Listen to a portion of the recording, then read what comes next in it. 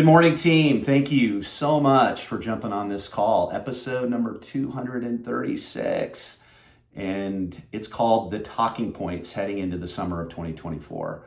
And I will give insight into topics of conversations I'm having with real estate brokers, not just here in my market in Chicago, but across the country and in Canada. These conversations range from changes that all of you are seeing in the industry to how buyers and sellers are reacting to industry changes and some of these hyper local trends that we're seeing in different markets. And with the dynamic shifts coming from all directions, successful brokers are starting to make changes to adjust. And many of those conversations are based on protecting their mindset, health, and overall wellness. We'll get into some of that. With that being said, today I'll outline my talking points heading into the summer of 2024. But before I launch into those talking points, I want to remind you of my professional purpose, and that is to help you, the broker advisor, optimize your productivity and help you become the best version of yourself. Why? Because I believe that happy brokers sell more real estate. And I do that by helping you become, by teaching you how to handle those challenges and opportunities that you face every single day. And if you can effectively manage those situations that arise on a daily basis in your business, you will be more productive and live a life that is the best version of you. And my ask is that you listen to me today as if we are in a one-on-one call, whether it be on a phone or in my office, but I'm going to be speaking as if I'm talking directly to you. So here's the things I'm going to talk about today. All right. Here's the three areas. I want to talk about, number one, industry changes, both nationally and in hyperlocal markets. And then I want to get into areas of focus that are needed here in the summer of 2024. And then some mindset maintenance stuff, questions to ponder. When we get into mindset maintenance, really time with yourself in silence, asking yourself questions is the key to proper mindset maintenance. But here's the industry changes that I'm seeing both nationally and here in Chicago and in different hyperlocal markets. So anyway, hyperlocal markets started to reset fully, as you know. Some of them started to reset in 2022 and 2023. That was Chicago. Those that didn't reset in 2022 and 2023 that were on that elongated winning streak are resetting right now in this season. And during the reset years, what we saw is that builders proceeded with caution. Some of them stopped buying land, really wanted to see where that bottom would be put in. And with that being said, they stopped building in some cases, and it's put a limit to some of the new builds that are in the market right now. So when the market resets, inventory is going to be lacking because those builders in many ways did pump the brakes. And we're not going to see that inventory now until, years later. So I've talked to several builders here in the last couple weeks, and they said exactly that. They are now, here in Chicago at least, full court press. They feel comfortable that the lack of inventory and the pricing is where they want to be. Some of them have gone into their land inventory and are starting to, do construction on those pieces of property. So what does a reset mean? Well, a reset is a result of a standoff between buyers and sellers. And that reset happens when the buyers come back to the market with confidence, right? They sit there and they wait for changes. It might be that the prices don't even go down, but somebody budges and the buyers pop back in. They start to see market, properties move. And then, like what happens in every market, buyers go insert in herds, right? So they either stop buying in a herd or they start buying in a herd. And that's what happens in a reset. In Chicago, in some low inventory markets, we are seeing activity and challenges with lack of inventory at or above what happened in 2021. But in other parts of Chicago, we're seeing high inventory where buyers are still waiting for prices to drop. So that's what a reset is when that standoff between buyers and sellers ends. And in the spring market here in Chicago, we are definitely have reset. Inventory is building in markets where sellers see lack of inventory, like I just mentioned. Sellers who need to sell or want to take money off the table don't want to miss a top. So they're seeing that their sellers are seeing that there is not a lot of activity. They're listening to the water cooler talks, and if they're thinking they want to take money off the table, or they are in a situation where they need to sell and they realize that they're probably at a top, now they're going to be starting to flood the market with inventory in some of these markets, and we're starting to see that around the country. The transaction behavior in this spring has been really tough. Buyers and sellers are hyper sensitive. It's been, I've heard things that have been told to brokers that I've never heard in the, 25 years I've been in this business. So the behavior has been difficult. Sellers don't want to lose, buyers don't want to lose. And, in some cases, buyers are willing to just wait it out. So this cycle has been tough on you. And I realize that. And I'm kind of sending you my good mojo right now. Hang in there. Another thing we're seeing is baby boomers are not moving out of their big houses when the kids leave. And that has created a locking up of the inventory. Normally what happens is when the kids are launched, those generations in the past have sold their big homes and downsized into smaller properties. But there's a lot of different reasons that they are staying. Number one, they're wanting to protect the memories that house created for them. They've got lots of money. Baby boomers have lots of money, and hanging on and doing the landscaping and maintaining these properties is not a big deal for them. They will have people come in and do it for them, but they now are hanging on to those homes because they want the grandbabies to come back to them, right? And they want a home that is welcoming for their kids. As a parent, we just want our kids to come home for the holidays, right? So a house where that child or those children grew up is an important piece. So that inventory is not dripping back into the marketplace like it has in past, decades and generations. And now we have another, the younger generations are jumping into the market, looking finally. Those millennials have been at the buying process now for 3 or 4 years and are well-funded. Okay, so baby boomers locking up the inventory, and you're going to see that. Because of the NAR settlement, downward pressure on commission has arrived. Those conversations are starting to come up.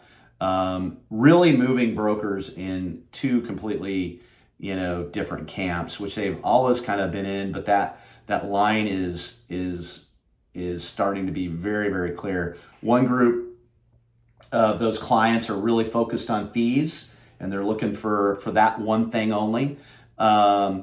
And also the clients that still want a full service experience, which I'm seeing a lot of that still as well, where they're not beating the agent up on fees. So, but we are starting to see those conversations come up, and we need to be prepared. That'll be part of those areas of focus I want to talk about in a bit. But it's starting to happen, and we need to be prepared for that.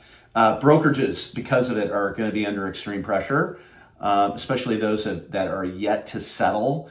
95% of you that are listening to this call are not part of that a brokerage that has not settled yet. Luckily, at Sotheby's International Realty, we were protected by the Anywhere settlement that ended up looking like a really, really good move on Ryan Schneider's part. back when he was one of the first to settle.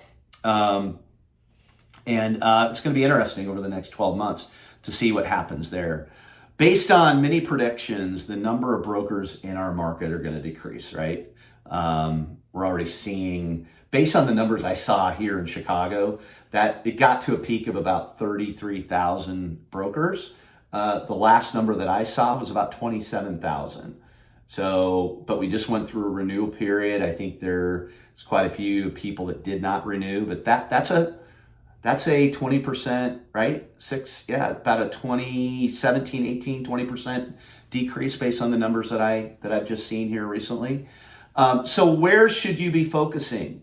Where should you be focusing this summer? First and foremost, many of you are already starting to have those initial consultations in earnest. But I'm telling you right now, when entering an agency relationship with a buyer, if you're not doing so already, you must start to execute on that. Get your buyer agency form signed, communicate your value, and set expectations for the current market. Keyword there, setting expectations. You've got to let your buyers know what they're up against. Okay, depending on where they're looking. Be very clear with that up front. That's an important piece. And then hold firm on your baseline commission structure, okay? Telling you right now that's going to be key, something you're going to hear me talking about here, especially locally. When you are entering into a listing agreement with the seller, clear expectations must be set on price and market conditions. Again, expectations. Many sellers want to come out on the high end of the range. We're seeing that, right? And you want to make sure that those sellers are real sellers, that they're not just trying to, try to find somebody that's going to pay them at the super high end of the market to get their price. We got to be very clear that if they want to come out on the high end of your range, make sure that you've got something written into the listing agreement that after 30 days or a certain amount of showings without an offer, that you've got a price drop included in that listing agreement. Because if they, for whatever reason, do not want to do that, that is a serious red flag. They may not be true sellers, okay? So make sure that going into a listing presentation and before you enter a listing agreement, make sure you sniff out the market testers. What is their motivation level for selling? And if they tell you something like, I don't need to sell unless I get my price, again, serious red flag. As we move into the summer months, I would tell you that this is when you want to start building your warm list. Executing your hot list and your warm list is key. That warm list are those people that are getting a sense for the market this summer, knowing that they want to purchase in the fall or early next year. The people that have, the agents that have the biggest warm list and the most robust warm list are those that are going to win, okay? Focus on your warm list. Go into every listing presentation, back to the listing side. Make sure you know the price of that property late 2019, pre-COVID, okay? Many sellers out there, or most sellers, are playing with house money, okay? Market has been driven way up, some cases 40, 50%, and if they don't want to come down a little bit to get their property sold, that's because we aren't doing a very good explanation, most likely, that, hey, you are still at that price 30, 40% over 2019, 4 years ago. So make sure that you know the 2019 price before you go into the listing presentation. Because if you are in a market that is just now resetting and you see sellers coming into the market, you don't want to follow the market down, okay? You want to be in a situation where you are making the market. That is always the key. All right. Okay. In Q3, right? July, starting in July, August, and September. I still think the summer is going to be crazy, but if you've had a chance to, once you have a chance to catch your breath in July and August, okay, we normally see in our market a summer break. Why? Because buyers and sellers are traveling, they're at their lake homes, they're doing, it's wedding season, lots going on. So when you have that chance to catch your breath, this is when you want to focus on those large projects. Is your CRM set up and working for you? Are your systems and processes set up and working for you? Is your marketing processes and initiatives in place for the fall? Everything that you do this summer is going to impact your production next selling season. It's always 6 to 9 months prior. The work that you do now is going to impact your business in November, December, and January of next year. It just is. And then take this summer to read, to listen, to learn, to think. Get coached this summer. Skills improvement will never be more important than Q3 and Q4 of 2024, especially if you want to thrive in 2025. I'm going to be here for you. I'll be here every Monday, cranking out content, helping you guys get to the place that you want to go. But read, listen, learn, get coached up. All right? It is going to be an interesting last half of the year for sure. Okay, mindset maintenance. Here's some questions to ponder. And that's, again, when we talk about mindset maintenance, what is that? Do you have a meditation practice? Do you have a manifestation practice? Do you have a mindfulness practice? Mine is I sit in front of I sit in a chair for 30 to 45 minutes every morning before I pick up any device. Yes, 30 to 45 minutes. I have a cup of coffee and a meeting with myself. And I think, because it's the only 45 minutes that I'm not going to be executing on something or taking a phone call or listening to or solving issues or problems, okay? That 45 minutes in the morning with myself, thinking, having a meeting with myself is my most cherished time of the day, okay? So mindset maintenance, here's some questions that you can ask yourself. Are you grinding at an unsustainable level? Talked to somebody last week who said, I think I'm grinding so hard because I want to validate my fee. Okay, even though the team is in place, it's working.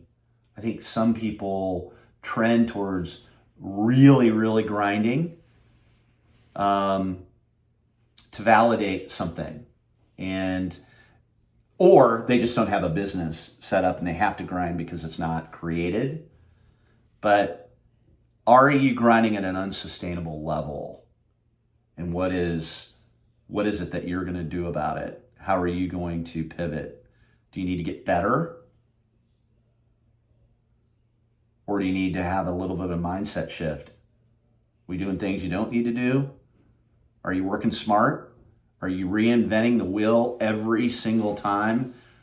If you haven't read the book, Buy Back Your Time by Dan Martell, absolute game changer. And it has taken on, when I first started reading it almost a year ago, it was kind of this book that was not a lot of people had heard about.